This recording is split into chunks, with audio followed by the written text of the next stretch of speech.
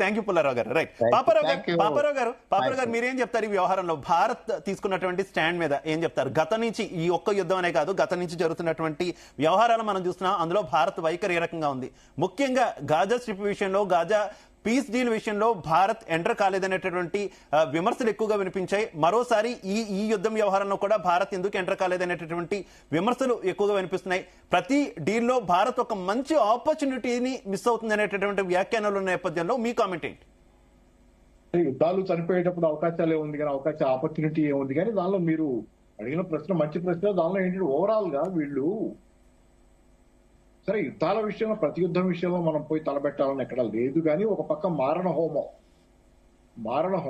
గాజాలో జరుగుతుంది. ఈరోజు ప్రపంచం అంతా మూకుమ్మడిగా అమెరికా లాంటి దేశాలతో సహా, అక్కడ ప్రజలతో సహా ప్రపంచం అంతా ఒక్క గొంతుకతో అది హత్యాకాండ అని చెబుతుంటే, జనసైడ్ అని చెబుతుంటే, నేను నిన్న పెంటగన్ నుంచి కూడా వీడియో చూశాను.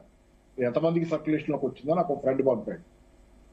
పెంటగాన్ లో ఇద్దరు అధికారులు, సైనిక అధికారులు, అమెరికా సైనిక అధికారులు, వాళ్ళు దీన్ని జనసైడ్ అని వర్ణించినందుకు వాళ్ళని తీసుకొచ్చి పెంటగన్ కి పిలిచి వాళ్ళిద్దరిని అరెస్ట్ చేసిన దృశ్యాలు.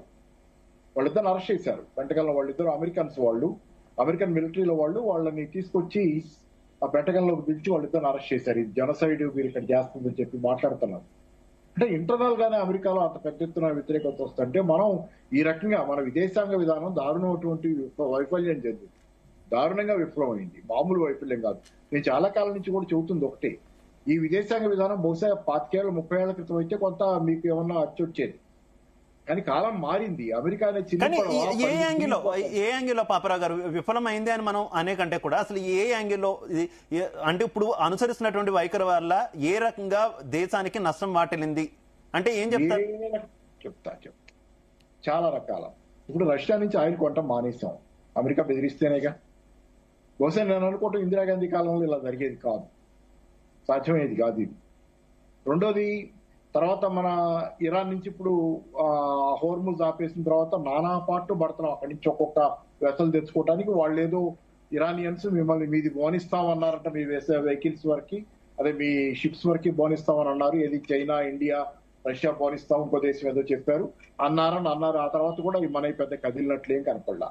ఇది కదా ఓవరాల్ గా మనం అంటే మన ప్రయోజనాలు, అంతర్జాతీయ విధానం, అదే విదేశాంగ విధానం, ఇవన్నీ ఒక లింకులే. ఎందుకంటే అంతర్జాతీయ విదేశాంగ విధానంలో ఈ రోజు మునిగిపోతున్న పడవ అమెరికా కూర్చున్నాం మనం. మునిగిపోతున్న పడవ అది.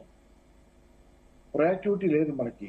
నేను ఇప్పుడు కాదు, నేను బహుశా మీరు కొంతమంది చదువుంటారు లేకపోతే టీవీలో చెప్పినప్పుడైనా నేను చెప్తుంది స్పష్టంగా ఒకటే, మనం ఎప్పటి నుంచో చెప్తుంది ఏంటంటే, ఆ నారాయణన్ అనుకుంటా, ఆయన నేషనల్ సెక్యూరిటీ అడ్వైజర్ గా కూడా చేశారు. కేరళ ఆయన కానీ ఏదైనా కానీ, ఇక్కడ ఆయన సౌత్ ఇండియా ఆయన కూడా చెప్పాడు, ఇది చిల్లి పడవ అమెరికా, దాని జోలికి మనం పోవద్దు, దాన్ని ఎక్కద్దని చెప్పి ఆయన కూడా పదే పదే హెచ్చరిస్తున్నారు. కానీ మనం బాగా మన అమర్నాథ్ గారు ఎవరెంత కాదన్నా మనల్ని బాగా తీసుకెళ్లి అమెరికాతో అంటగాపే ఆయన ఇష్టానుసారం మాట్లాడుతున్నారు. ట్రంప్ మన ప్రధానమంత్రి నోరు బారేసుకోవడం, ఇష్టానుసారం మాట్లాడటం, ఈ అతి స్నేహం తాలూకు దాని ఫలితమే అది. ఇప్పుడు మనం ఎదురు మాట్లాడే పరిస్థితి లేకుండా అయింది. ఆయన ఇష్టానుసారం సాగించుకుంటున్నాడు. అన్ని రకాల మన ప్రయోజనాలు. ఇప్పుడు అమెరికాతో $500 బిలియన్ల మీ దగ్గర నుంచి కొంటామన్నాము. ఏముంది అమెరికా దగ్గర అమ్మటానికి? ఎవరికి తెలియదు. అమెరికా దగ్గర ఆయుధాలు, ఆయిల్ తప్పితే అమ్మటానికి ఏం లేవు. అయ్యే కొంటాం. $500 బిలియన్ల, సంవత్సరానికి $100 బిలియన్ల కొంటా ఉంటామా? ఎందుకు కొంటాం? ఎక్కడైనా మా మార్కెట్ లో ఏదైనా కొనుక్కోదలుచుకుంటే వాళ్ళ దగ్గర. ఈ డీల్ సంబంధించి మీటింగ్ స్టార్ట్ అవడానికి ముందు లేటెస్ట్ గా ట్రంప్ చేసినటువంటి కామెంట్, ఆయిల్ ప్రపంచ దేశాలు మా దగ్గర నుంచి కొనండి, ప్రపంచంలో ఉన్నటువంటి అన్ని దేశాల దగ్గర కంటే కూడా ఆయిల్ మా దగ్గర ఎక్కువగా దొరుకుతుంది, ఆ దిశగా అన్ని దేశాలు కూడా రెస్పాండ్ అవ్వాలని కోరుతున్నారు.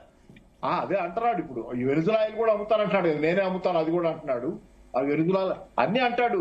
ట్రంప్ ఏదైనా అంటాడు కానీ ట్రంప్ సరే. అదే కాకుండా మనం ఆయిల్ ఇప్పుడు మీరు అన్నారు కదా, అన్ని దేశాలకు అమ్ముతారంటున్నాడు, అందరు కొనని అంటున్నాడు. అంత ఉందా నీ దగ్గర? అంత లేదు. నీ అవసరానికి సరిపోనుంది నిజం, అమెరికా అవసరాలకి. ఆ పైన కొన్ని దేశాలకు అమ్మ, ఆ పైన ఇన్ని దేశాలు నీ దగ్గర కొంటారంటారు, అమ్మగలవా? అది లేదు. అసలు అమెరికా దగ్గర ఎవరు కొంటామంటున్నారు? ఇప్పుడు అమెరికా ఒంటరైపోతుంది అనేది కళ్ళ ముందు కనపడుతుంది. నాటో దేశాలు చెప్పుకొస్తున్నాయి. ఆఖరికి పోయి యుక్రెయిన్ యుద్ధం తర్వాత సంగతి కానీ, యుక్రెయిన్ ముంచేసేరా పోయి రష్యాతో డీల్ చేసుకునేటట్టుంది గ్యాస్ విషయంలో కానీ, ఏ విషయంలో అంటే చెప్పలేము.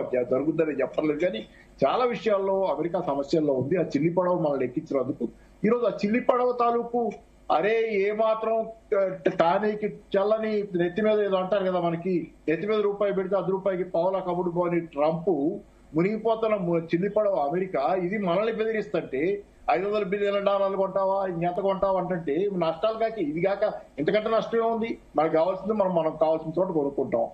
మన చైనా ఇష్టం లేకపోతే ఇంకో చోట కొనుక్కుంటాం, రష్యా దగ్గర కొనుక్కుంటాం, ఇంకో చోట కొనుక్కుంటాం. ఇవన్నీ వదిలేసి మనం ఈ రకమైనటువంటి విదేశాంగ విధానం దారుణమైనటువంటి వైఫల్యం.